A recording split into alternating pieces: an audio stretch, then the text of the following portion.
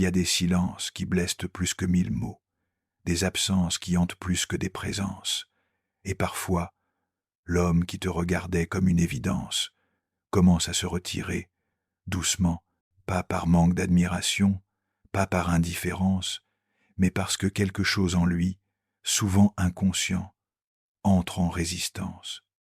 Pourquoi cela arrive-t-il? Pourquoi un homme peut-il désirer une femme, être fasciné par elle, et pourtant s'éloigner d'elle? La réponse ne se trouve pas dans la logique, elle se trouve dans la profondeur, dans ce lieu invisible où le masculin rencontre le féminin, non pas dans le corps, mais dans la psyché. Ce que tu vas découvrir ici n'est pas une méthode pour séduire, c'est une invitation à comprendre les forces subtiles qui agissent en silence, et à utiliser 3 mots puissants, presque magiques, pour faire vibrer quelque chose en lui, quelque chose qu'il ne pourra ni expliquer, ni oublier. Tu as sûrement déjà vécu cette scène. Tout allait bien, la connexion semblait réelle, il te regardait avec intensité, il riait à tes blagues, il te parlait avec douceur, et puis, presque sans prévenir, il a commencé à devenir distant, moins de messages, moins de disponibilité, moins de regards, et tu t'es demandé, qu'est-ce que j'ai fait? Qu'est-ce qui ne va pas chez moi? Un homme s'éloigne, non pas parce qu'il ne ressent rien, mais parce qu'il ressent trop. Dans la profondeur de son inconscient, l'homme porte des siècles de conditionnement. On lui a appris à contrôler, à dominer, à ne pas se perdre. Et quand une femme entre dans sa vie et touche une corde sensible, une corde qu'il ne comprend pas encore, il peut être submergé. Il peut ressentir une perte de contrôle, une peur de se dissoudre, et alors, il fuit ou il se ferme, pas contre toi, mais pour se protéger. Comprendre cela change tout, parce que tu arrêtes de te blâmer, tu arrêtes de courir après lui, et tu commences à entrer dans une posture plus puissante, celle de la femme qui voit clair et qui reste centrée. Il ne s'agit pas de faire plus, il s'agit d'être d'une certaine manière. Et c'est là que commencent les 3 mots que nous allons explorer ensemble. Ce que tu vois chez un homme, ses gestes, ses silences, son attitude, n'est que la surface. Sous cette surface, il y a un monde enfoui, un monde où vivent ses blessures, ses peurs, ses rêves non dits, et surtout, une image intérieure, du féminin que même lui ne connaît pas consciemment. Carl Jung appelait cette image l'anima, c'est la partie féminine de l'âme masculine. Elle est faite de souvenirs, de projections, d'expériences de l'enfance, de la manière dont il aperçut sa mère, les femmes autour de lui, et surtout de ce qu'il n'a jamais guéri. Quand tu entres dans la vie d'un homme, tu ne rencontres pas seulement lui, tu rencontres aussi son inconscient, et lui le tien, et parfois ta simple présence touche une zone qu'il garde verrouillée depuis des années. Pas parce que tu fais quelque chose de mal, mais parce que tu résonnes. Tu fais écho à un lien invisible qu'il n'a jamais compris. Et ce lien peut l'attirer autant qu'il l'effraie. Il peut voir en toi la femme qu'il attend depuis toujours, mais aussi celle qui met en lumière ce qu'il n'a jamais voulu voir en lui. Alors il recule, pas pour te rejeter, mais parce qu'il ne sait pas encore comment t'accueillir sans se perdre. Et c'est là que ta conscience devient ton pouvoir. Quand tu comprends que sa réaction n'est pas un verdict sur ta valeur, mais le miroir d'un conflit intérieur qu'il ne sait pas nommer, plus tu deviens lucide, moins tu te sens blessé par son retrait, et plus tu deviens magnétique. Sans dire un mot, tu peux dire 1000 fois « je t'aime » et ne rien faire vibrer, ou bien dire une seule phrase au bon moment, avec la bonne énergie, et rester dans son esprit pendant des semaines. Pourquoi? Parce que les mots ne vivent pas dans la bouche, ils vivent dans le cœur. Ce n'est pas la phrase qui touche, c'est la vibration derrière, c'est l'émotion qui passe entre les lignes, c'est ton état intérieur, quand tu parles, qui s'imprime en lui. Et voici quelque chose de subtil, mais fondamental. Un homme n'est pas ému par ce que tu veux lui dire. Il est transformé par ce qu'il ressent quand tu es là. Tu peux vouloir rassurer, convaincre, expliquer, mais si derrière tes mots il sent du doute, de la peur, une attente, alors il se ferme, instinctivement. Mais si derrière tes paroles, il ressent de la paix, du non-attachement, de la clarté, alors il baisse sa garde. C'est pourquoi les mots que nous allons explorer ne sont pas des formules magiques.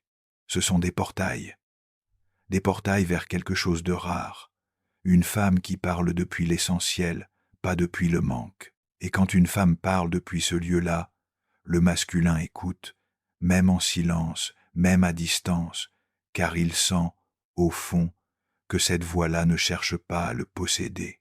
Elle l'appelle à se souvenir de lui-même. Il y a des femmes qu'on oublie vite, et il y a celles dont la simple pensée fait naître un vertige, même après des années. Pas parce qu'elles étaient imparfaites, mais parce qu'elles ont éveillé quelque chose de vivant, et qu'elles sont parties en laissant une trace, pas une blessure.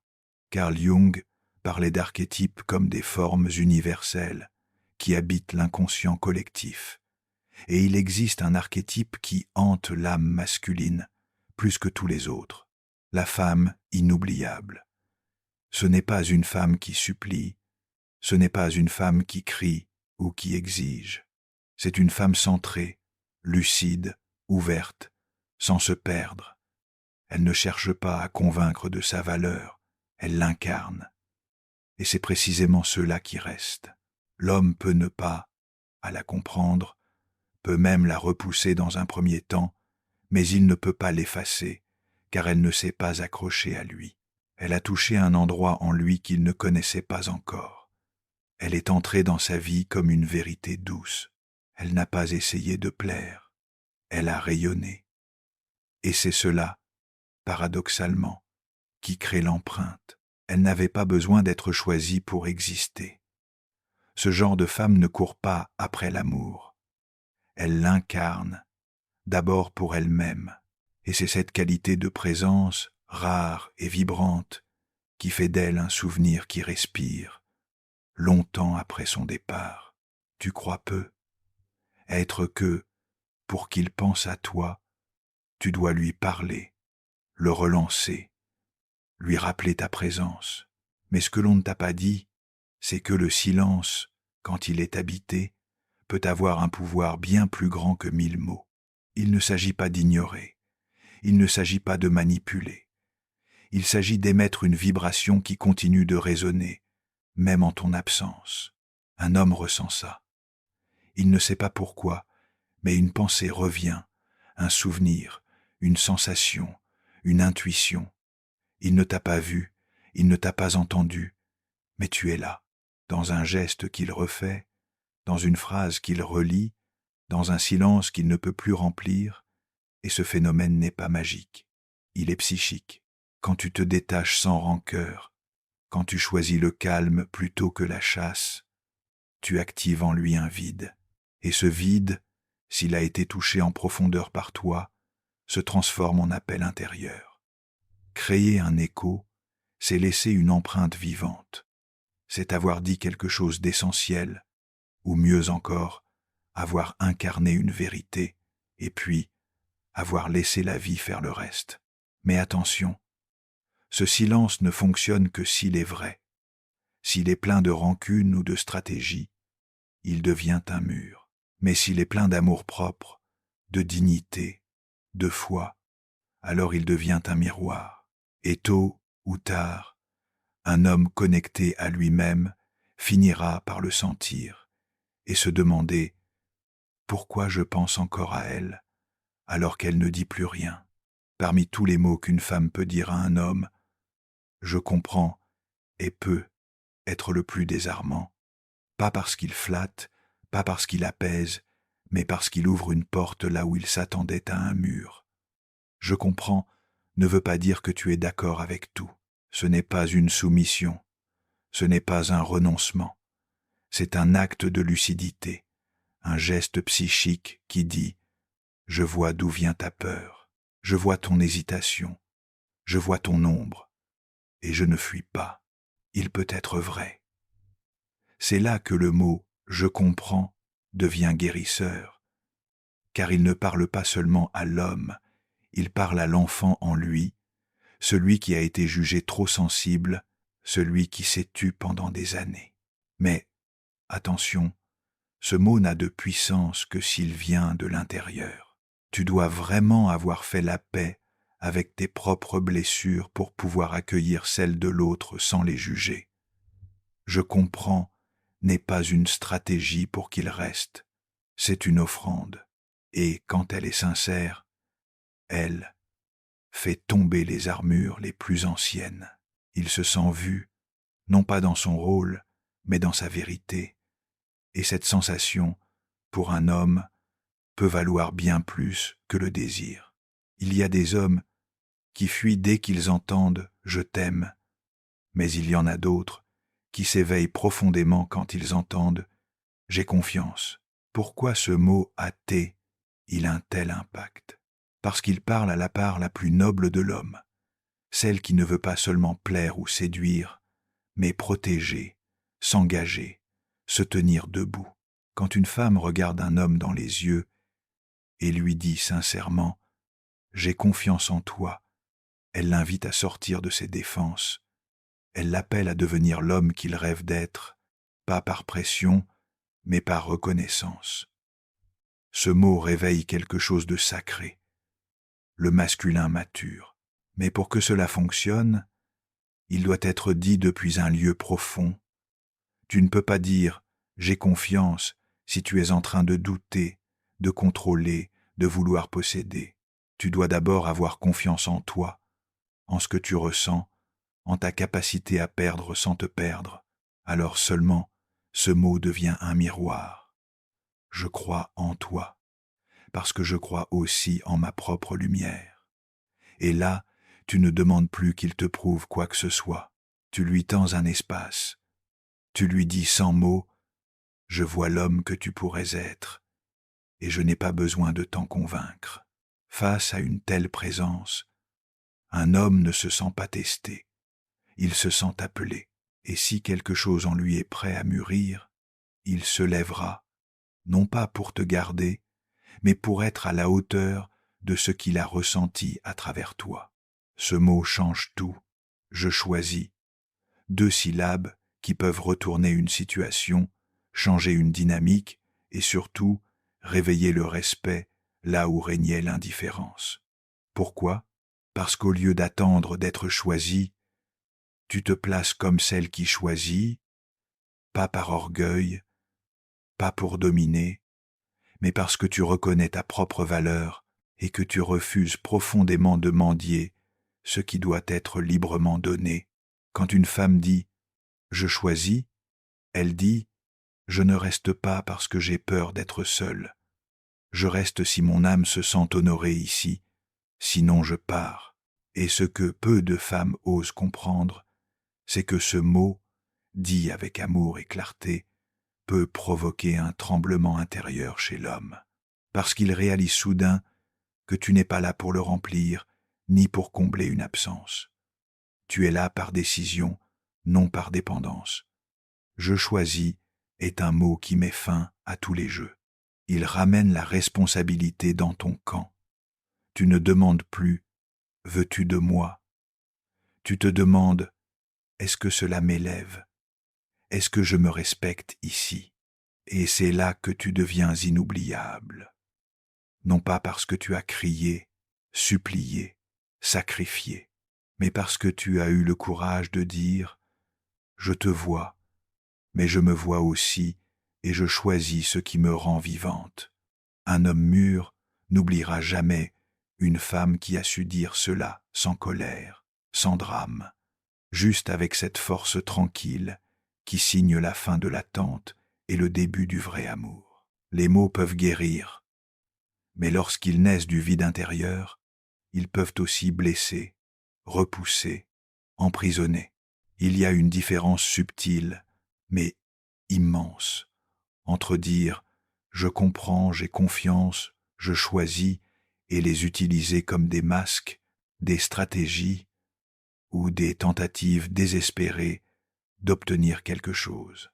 L'ombre du manque, c'est ce moment où tu dis les bons mots, mais depuis un lieu de peur, de dépendance affective, d'attente, qu'insatiable, et l'homme le sent, même s'il ne peut pas l'expliquer, il sent que derrière tes mots, il y a une faim, une urgence à être rassuré, aimé, validé. Et dans cet espace-là, il n'entend plus ce que tu dis, il entend ton vide, et son inconscient, par réflexe de survie, se ferme. Ce n'est pas ta faute. C'est une blessure humaine, profonde, que beaucoup portent. Mais si tu veux être libre et toucher l'autre dans sa vérité, tu dois d'abord rencontrer ta propre solitude sans la fuir. C'est en te tenant dans cet espace intérieur, non pas comme une victime, mais comme une présence vivante, que tu libères tes mots de leur poids. Alors, au lieu d'enfermer, ils ouvrent, au lieu d'attacher, ils invitent, au lieu d'implorer, ils rayonnent.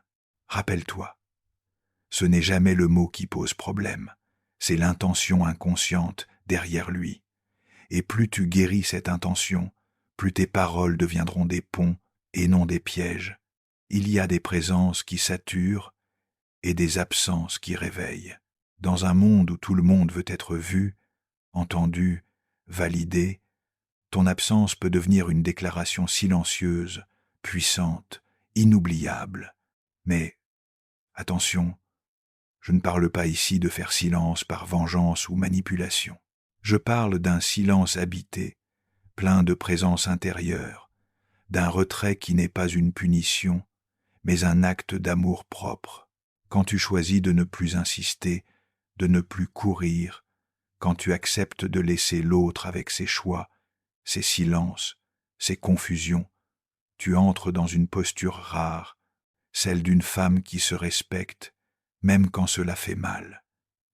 Et c'est là que naît le vrai pouvoir de l'absence, non pas comme un jeu, mais comme un miroir. Car dans le vide que tu laisses, il entend ce qu'il n'a jamais su écouter. Il ressent ce qu'il ne savait pas nommer. Et il se rend compte, parfois trop tard, que ta présence n'était pas acquise, qu'elle avait une valeur, et qu'il n'a être pas su l'honorer. Ce genre de silence ne crée pas de rancœur, il crée une prise de conscience, et, s'il est mûr, prêt, aligné, il reviendra. Pas parce que tu l'as fait culpabiliser, mais parce que ton absence a révélé ton essence. Et s'il ne revient pas, alors tu sauras que tu t'es retiré avec grâce, sans te perdre, sans supplier, avec la dignité de celles qui savent ce qu'elles méritent. Tu pourrais utiliser ces mots pour séduire, tu pourrais les apprendre par cœur, les placer au bon moment, avec le bon ton, et peut-être, oui, obtenir une réaction, mais ce serait vide, et cela ne durerait pas, car la manipulation même, subtile, laisse toujours un goût amer, chez l'autre, et surtout en toi. Ce que tu portes est bien plus puissant que cela. Tu n'es pas là pour jouer un rôle, tu es là pour réveiller quelque chose de vrai. Pas pour forcer un lien, mais pour révéler une résonance. Ce que ces mots font quand ils viennent d'un lieu aligné, ce n'est pas contrôler un homme, c'est le confronter à sa propre âme, et c'est cela qui est transformateur. Parce que dans un monde où les gens consomment des relations, tu incarnes une rencontre. Il y a une grande différence entre vouloir qu'il pense à toi et devenir inoubliable parce que tu as touché ce qui est vivant en lui. Pas ce qu'il désire, pas ce qu'il attend, mais ce qu'il avait presque oublié, sa propre vérité, sa propre lumière, sa propre profondeur.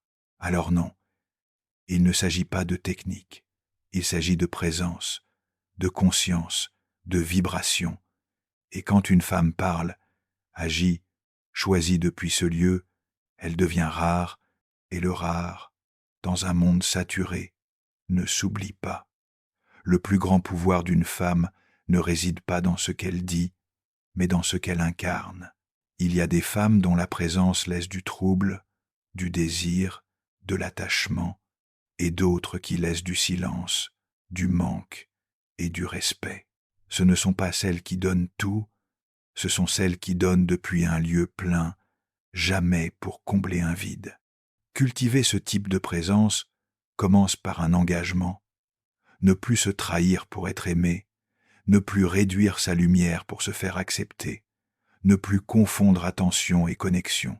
Cela demande du courage, celui de rester vrai même quand l'autre s'éloigne, celui de ne pas courir après ce qui fuit, celui de choisir la paix au lieu de la performance affective. Ce genre de femme n'est pas dans le besoin de prouver, elle est entière, et c'est ce être-là, tranquille, enraciné, qui provoque le manque.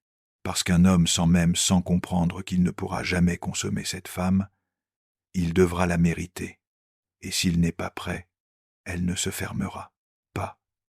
Elle continuera à aimer, mais ailleurs, en elle, dans la vie, dans d'autres liens plus justes. C'est cela, au fond, la femme inoubliable, celle qui laisse une trace, non pas parce qu'elle donne, mais parce qu'elle refuse de sacrifier sa dignité, sa vérité, sa lumière. Et cette trace, gravée dans le silence et la beauté d'un départ lucide, devient mémoire vivante, un rappel, une empreinte, une légende intime. Dites-moi, lequel de ces mots vous a le plus marqué? Je comprends, j'ai confiance, ou je choisis, et pourquoi? Avez-vous vécu une histoire où l'un de ces mots aurait tout changé? Je lirai vos témoignages avec attention et avec beaucoup de respect. Merci d'être là. À très bientôt pour une nouvelle exploration.